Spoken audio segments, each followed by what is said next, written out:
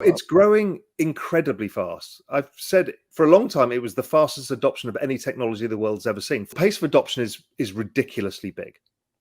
So even if we extrapolate out the trend, in a year's time, we're at a billion. Maybe the trend slows. Maybe it's 750 million by the end of 2024. You very soon get to very large numbers, 2, 3, 4 billion people.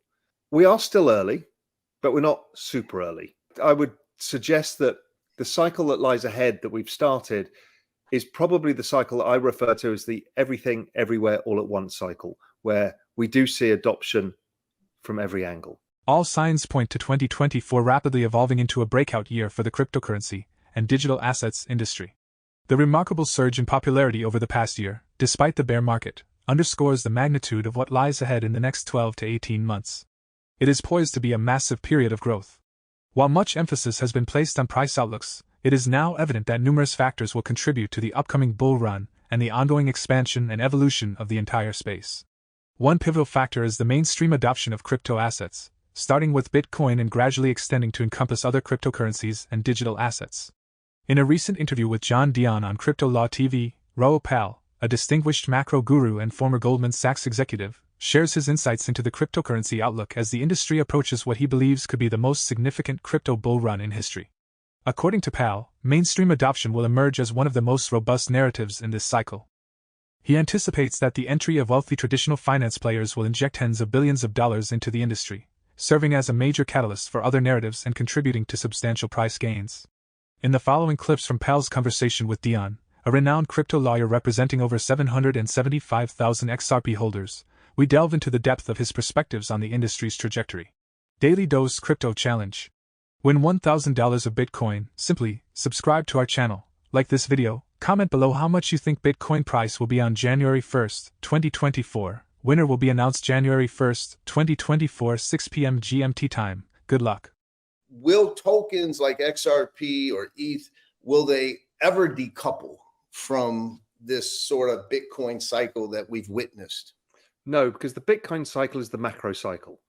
Don't forget, all assets are going up and down in this 4-year cycle, as is the economy, as are interest rates. It's all due to 2008 and resetting interest rates back to zero, all the major governments around the world.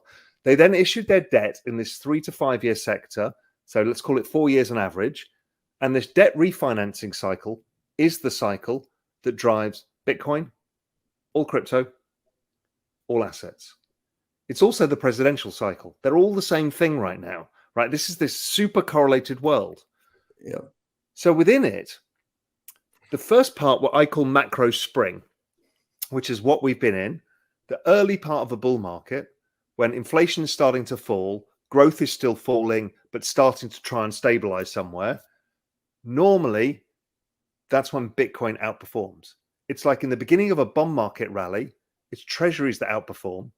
Then as people get confidence and more liquidity comes in the system, they start taking more risk and it goes further out the risk curve. And that's when the alts start performing. So we're transitioning currently from macro crypto spring to macro crypto summer. So that's what's known as alt season. And Okay. it starts with the higher quality tokens first. And then at the end of it, in 2025, it's kind of everything goes up ridiculously. The regular macro cycle is exactly as you're saying. Governments want to bribe voters, so they give out as many candies as possible, and that's stimulus. The central bank is involved in this because it has to help refinance the government finance debt, so they do want to get interest rates lower. They're talking a harder game now because I think they want inflation to undershoot, because then that gives them the cover to use the balance sheet, to print money, do all of the things that they do. And that's fine. And that would be a normal crypto cycle. We've seen that pretty much every time we get into the halving year. But we are seeing some bigger dynamics here, which is we could see a huge amount of capital coming in because of the ETF. And because of a lot of people are building on real world assets. You know, we're seeing money transmission mechanism stuff being done. We're seeing, you know, new use cases of NFTs. They were new for the last cycle. You know, what are we going to use them for? When Solana can mint 1 million NFTs for $100, well, you can use it for ticketing. You can do all sorts of things we can't yet imagine. And we've got the CBDCs are going to be rolled out in some places within this cycle, which is, again, using the underlying chain and the ongoing growth of stable coins. And we're seeing brands come into the space to use kind of Web3 as a way forward for new business models, which is why I call it the everything everywhere all at once, which means that we could have collective madness where kind of more like the 2017 cycle, Right. it just goes crazy. Now, even I expected the same kind of finish of the 2021 cycle. I got that spectacularly wrong. But maybe we get it this time around. As we eagerly anticipate the promising days of 2024 and 2025 in the crypto space, critics, particularly vocal in their excitement to undermine the industry, are led by none other than U.S. Senator Elizabeth Warren.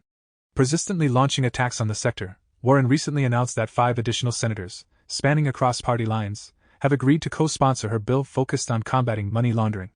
This bipartisan legislation, known as the Digital Asset Anti-Money Laundering Act, has garnered support from 9 U.S. senators, including both Republicans and independents, along with 3 members of the Banking Committee. Dion, in response to Warren's unrelenting criticism, emphasizes the significance of the bill, considering it a substantial threat to the crypto industry in the United States. He goes on to allege that SEC Chair Gary Gensler receives directives from Senator Warren. In a discussion with Dion, Raoul Pal sheds light on the broader implications of the ongoing crackdown on crypto in the United States, emphasizing that its scope is more extensive than commonly perceived. According to the Real Vision founder, this regulatory tightening serves as a smokescreen to pave the way for the introduction of central bank digital currencies. The following clips from the interview further explore these insights and perspectives. I think there's multiple attack vectors going on here. One is government, because government has a monopoly on money and violence. And, you know, when you are the world's reserve currency, you're very nervous of making a wrong move. Right? We've seen this repeated. I've written about this on Twitter. After the US left the gold standard, they tried to stop capital flight, had capital controls. So the UK started the FX market, which is the largest market the world has ever seen, because, you know, South Africa wants to trade with the UK and dollars come in the middle. And we're like, well, we need an FX market to trade because we're not using gold anymore. Then it happened with the Eurodollar market because the US banks were not allowed to lend internationally. So the UK started the Eurodollar market, became the largest market the world has ever seen.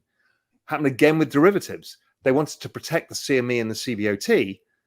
So they're like, we're not going to let the banks have regulatory cap availability for OTC derivatives. So London started the OTC derivative market. The swap market was first, became a $1.4 quadrillion market. So we've got a history of the United States being cautious around these things and eventually catching up. So that's what I think. Liz Warren there's some nervousness around that. There then is just votes. World is pretty polarized right now. Yep. And one of the ways this polarizes people is young people vote for crypto. So they're much higher, 30% of millennials will own crypto. Of the baby boomers, much less. Liz Warren is a poster child for the baby boomers. Right. So she's trying to get votes, which is the we fear change crowd, which is the older people who like, I know what I know and I like what I like. Right. So I think it's political, and it's also out of fear over control over money. And the US has control over money, and it can sense that something's changing, even though stable coins have actually made it more dollarized. Right. The banks, from as far as I'm aware, forget what Jamie Dimon says, because he's got a monopoly basically of banking, but all of the banks know that blockchain technology is the solution, every one of them, and they're all working on it. So they're not really fighting us at all. They're just shit scared of Liz Warren and Gensler. Right. That's the real problem here, is they can't move forwards. You know, do you think Goldman wants an OTC trading desk for crypto? Of course it does, but it's still worried. Still worried about what it can do. The asset management firms haven't been able to create products because they don't know who's going to get sued. And so that's the issue here, is for some reason, Liz Warren has been given control over the financial system by Biden, and Gensler is her puppet. I think actually what they're trying to do is slow it down. Yeah. Because if they accepted it too fast, it's like kindling, right? As we know.